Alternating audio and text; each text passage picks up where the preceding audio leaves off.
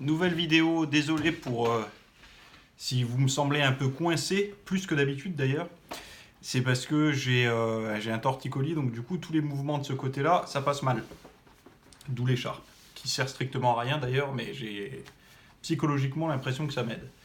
Je voudrais faire une vidéo sur les différents types de régimes, le top 3. En fait, c'était un titre à la con putaclic, comme on dit. Pourquoi? Parce que je regardais un petit peu l'actualité sur Google Actu, tout simplement, hein, par rapport à régime et tout, parce que je sais que on est là en ce moment dans une période où tout le monde va, enfin tout le monde, pas tout le monde, mais une grande partie des gens vont commencer ou ont commencé à rechercher quelle était la méthode un peu miracle, la meilleure pour perdre du poids, pour limiter les dégâts après les fêtes ou pour les libérer ces dégâts. Et donc, du coup, je suis tombé sur un résultat qui est intéressant enfin, intéressant pour moi et qui démontre que la compréhension du mot régime, déjà, elle est, ceux qui écrivent les articles ne comprennent même pas le mot régime. Régime, ça veut dire, c'est une façon de s'alimenter. Par exemple, en médecine, on va dire un régime sans sel. Mais un régime sans sel ne fait pas maigrir. Dans la tête des gens, quand on parle régime, on parle perte de poids. Donc déjà là, cette notion, il faut la comprendre. Un régime sans gluten, un régime sans lactose, un régime cétogène, ce ne sont pas des régimes pour perdre du poids à la base. Le sans gluten, c'est pour les, je sais pas, peut-être les malades cœliaques, ou les intolérants tout simplement. Sans lactose, pareil pour les intolérants. Et l'acétogène, de mémoire, c'est pour l'épilepsie. Enfin, là où il y a eu le plus d'études, je crois que c'est l'épilepsie. Même si aujourd'hui, on a pas mal d'études sur plein d'autres choses, notamment le diabète, je crois. Oui, même c'est sûr, j'ai vu pas mal de choses sur le diabète et le régime cétogène. Bref, nous, dans notre tête, enfin, nous, là, on va dire la masse des gens, dans leur tête, régime égale perte de poids. Mais déjà, il faut remettre les choses dans leur contexte, comme je viens de dire. Donc le classement qui avait été fait par cet article, c'était le top 3 des régimes. Le premier, c'était le régime méditerranéen. Le deuxième, alors le régime méditerranéen, c'est quoi? Euh, moi, la dernière fois que j'ai regardé clairement quelque chose sur le régime méditerranéen, d'ailleurs c'est un livre que je vous recommande où il y a pas mal de recettes de cuisine, c'est le bouger beaucoup, être actif, consommer beaucoup de végétaux, des légumineuses, un peu de protéines animales, poissons gras, etc. Beaucoup de produits de la mer. Enfin, un ratio dans les protéines animales qui est favorable pour les produits de la mer et assez peu finalement enfin assez peu, voire pas du tout, de produits transformés, etc. Et tout ce qui est glucides et tout ça, les féculents, c'est beaucoup les, alors, il y a du blé et il y a les céréales, en règle générale. En fait, tout ce qu'on trouve dans la sphère, autour de la Méditerranée, avec beaucoup d'acides gras, d'huile d'olive, etc. Le deuxième régime présenté était le régime de mémoire flexitarien. Donc, flexitarien, pour moi, qu'est-ce que. Enfin, ça veut pas dire grand-chose. C'est un régime végétarien où on s'autorise de temps en temps des protéines animales. Donc, finalement, par rapport au régime méditerranéen, il y a, dans les grandes lignes, assez peu de choses qui diffèrent. C'est-à-dire qu'on a une base végétarienne avec de temps en temps des protéines animales. C'est une façon de s'alimenter, que, bon, voilà, il y a du pour, il y a du contre, j'en sais rien, mais je pense pas que ce soit un régime de perte de poids. Même j'en suis sûr, c'est pas prévu pour être un régime de perte de poids à la base. Pourquoi? Parce que je vais vous parler un petit peu du régime de perte de poids après. Et le troisième, c'était le régime Weight Watcher. Bon, Weight Watcher, il y a le gros support marketing derrière, c'est connu depuis des années.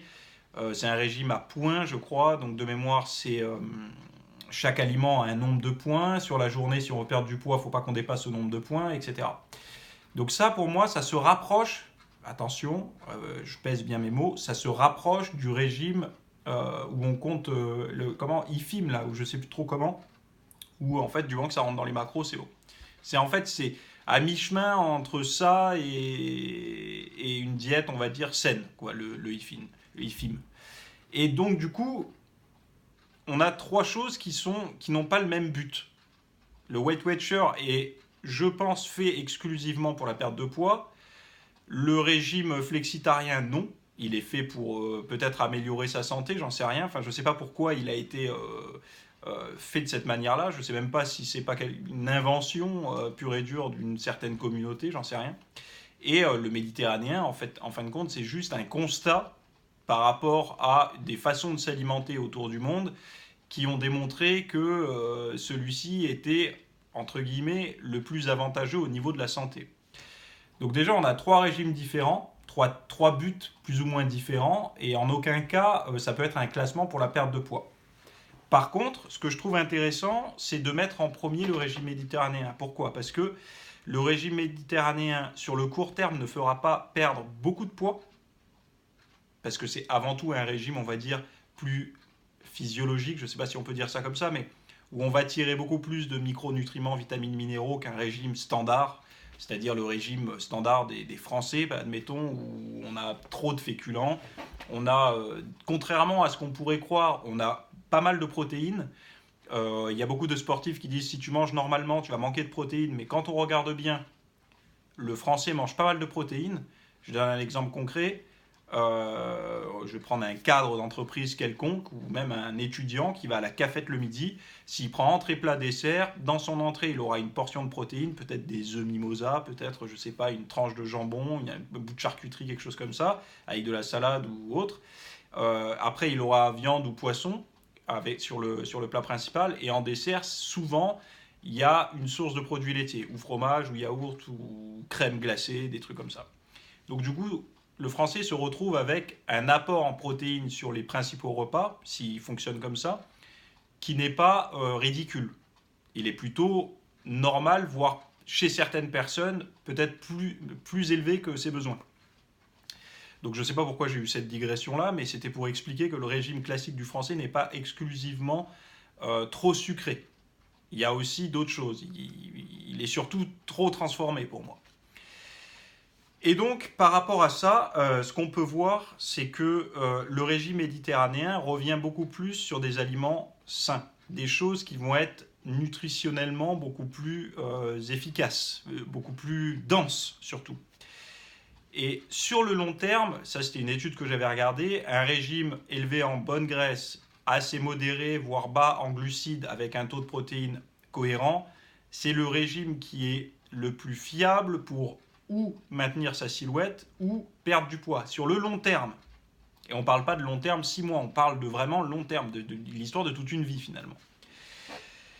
Donc le classement, c'est là où le classement n'est pas forcément bête, mais c'est la manière dont il est présenté qui va un peu tromper l'utilisateur, le lecteur. Le lecteur va croire qu'avec un régime méditerranéen, il va perdre vite fait ses excès des fêtes, ce qui est faux.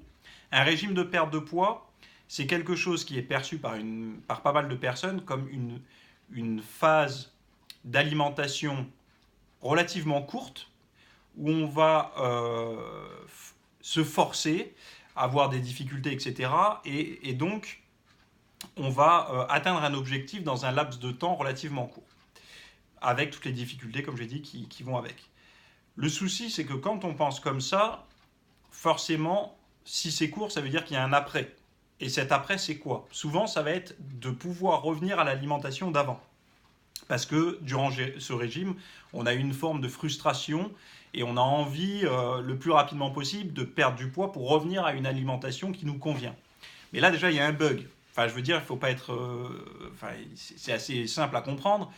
Ce qui t'a amené ou ce qui nous a amené à être en surpoids ne pourra jamais être une alimentation à reprendre après un régime, étant donné que sinon c'est le cercle vicieux, quoi.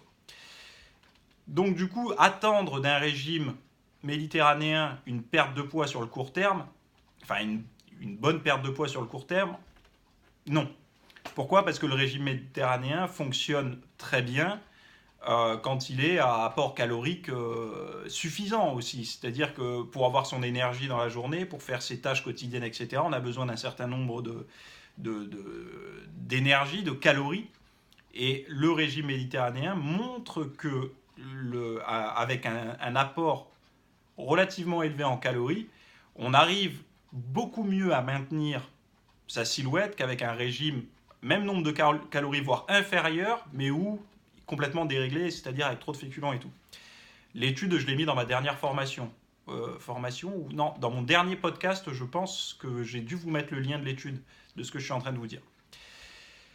Donc, un régime de perte de graisse aussi, ça va orienter les gens à se poser une question qui est celle de la santé.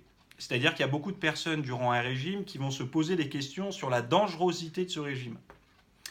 Donc, évidemment, là, je ne vais pas vous parler des régimes qui, pour moi, enfin bon, c'est pas super cohérent, qui sont les régimes soupe aux choux, enfin tous les trucs qui sont ultra extrêmes en fait, où on va on va perdre toute sa flotte, on va perdre son glycogène, on va perdre un petit peu aussi toute sa santé psychique durant ce régime-là. Ça, pour moi, c'est des régimes, bon, voilà, c'est des régimes tape à l'œil qui attirent les gens rapidement parce qu'il y a un chiffre à la clé qui les motive, qui est une perte de 5-6 kilos en une semaine. Bref, tout ça, j'en parle pas parce que pour moi, c'est pas quelque chose de long terme et de viable. Par contre, un régime de perte de poids, donc hypocalorique, où on va consommer moins de calories que ce qu'on en dépense sur un laps de temps relativement court, ce régime-là, pourquoi il est vu comme nocif pour la santé par pas mal de personnes? Parce qu'il y a des effets secondaires. C'est évident qu'au bout d'un certain nombre de semaines passées à manger moins que ce qu'on dépense, le corps va se mettre à économiser. Il va limiter ses dépenses énergétiques. C'est-à-dire que tout ce qui va dépenser de l'énergie, il va ralentir, il va se mettre en mode éco. Et donc ça va être quoi? Ça va être juste un fonctionnement global plus lent. On a plus de mal à se lever, plus de mal à se déplacer, plus de mal à faire du sport, plus de mal à réfléchir. Toutes ces choses-là, ce sont des effets secondaires normaux au régime. Il n'y a pas une personne qui arrive à vous faire perdre du poids sur un laps de temps relativement court et vous donner la patate. Honnêtement, les seules personnes qui ont réussi à faire ça dans la littérature, dans les choses que j'ai pu lire, et d'ailleurs ça va faire sourire les gens, mais c'était les régimes où les gens étaient stimulés avec des drogues, tout simplement. Dont la cocaïne, il y avait quoi d'autre, les amphétamines, les choses comme ça, qui avaient une action dynamisante et une action coupe-faim. Mais bon, là, on est très loin de la santé et de la légalité. Donc, les gens se posent une question santé-régime. Le problème, c'est qu'il faut qu'ils regardent plutôt le moment présent. C'est-à-dire, aujourd'hui, si ces personnes-là sont en fort surpoids, depuis un certain nombre d'années, et qui, si elles font rien, vont empirer, voire continuer à être en surpoids, là, le risque, c'est de rester en surpoids, parce qu'il y a un réel danger à être en surpoids. Et c'est pas parce que tout le monde est en surpoids autour de ces gens-là, ont un gros bide, tous ces collègues de boulot, si tout le monde a le ventre tendu, bien blindé de graisse viscérale, là, bien compacte, c'est pas parce que tout le monde ressemble à ça que on est dans le juste. Non. Et avoir peur de se libérer de ça, c'est quelque part c'est moins risqué que de tenir toute sa vie en excès calorique. Donc, pour résumer rapidement, faire attention aux différents types de régimes. Un régime alimentaire, même si aujourd'hui tout le monde l'utilise comme régime égale perte de graisse, faites attention quand vous lisez des choses un petit peu plus sérieuses et qu'on vous parle de régime méditerranéen, ce n'est pas une méthode de perte de poids. Enfin, initialement. Ensuite, prendre, entre guillemets, des risques. Des risques, c'est des risques, quand on mange sainement et qu'on perd du poids, il n'y a pas trop de risques normalement. Mais bon, bref. Dites-vous bien une chose, c'est que ce n'est pas quelque chose que vous allez maintenir toute votre vie. Un régime de perte de poids a une durée. Et cette durée-là, même si on est plus fatigué, plus irritable, etc., durant cette période, après, on pourra se réalimenter un petit peu plus, tout simplement parce qu'on aura libéré les excès de gras, les excès énergétiques qu'on avait stockés, on les aura libérés, et on pourra rentrer dans un processus où ce qu'on consomme pourra être utilisé presque en même temps qu'on passe notre journée. C'est-à-dire qu'on va trouver un équilibre, ce qu'on appelle, dans le milieu de la muscu et tout ça, un petit peu ce fil du rasoir, où quand on a une certaine condition physique acceptable, enfin en tout cas qui ressemble à quelque chose d'acceptable, ni trop sec parce que c'est pas bon, ni trop gras parce que c'est pas bon non plus. Mais quand on est dans cette zone-là, ce poids de forme, comme certains peuvent dire, on se rend compte qu'on a un éventail d'aliments devant nous qui est beaucoup plus large que quand on est au régime.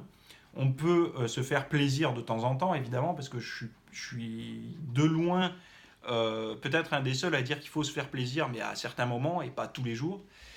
Euh, et donc, la quête d'un régime, c'est ça à la clé. C'est de pouvoir avoir cette flexibilité au niveau de l'alimentation et surtout de manger à sa faim, de ne pas avoir de frustration. Et pour atteindre ça, il faut pouvoir manger à hauteur de ses besoins sans que ça ait d'impact négatif sur son organisme, ni que ça vienne amplifier ce qu'on a déjà accumulé en termes de gras. Donc voilà, je pense que cette vidéo était 15 minutes relativement compacte, dense. J'ai volontairement assez peu détaillé les choses. Donc du coup, ça va laisser libre choix aux gens en commentaire pour bien écrire tout ce que j'ai manqué. Mais tant mieux, ça fait avancer les choses. En attendant, je vous dis à plus pour la prochaine vidéo. Et n'oubliez pas d'aller voir en description. Je vous ai mis justement les formations et les écrits que je propose. À plus, bye.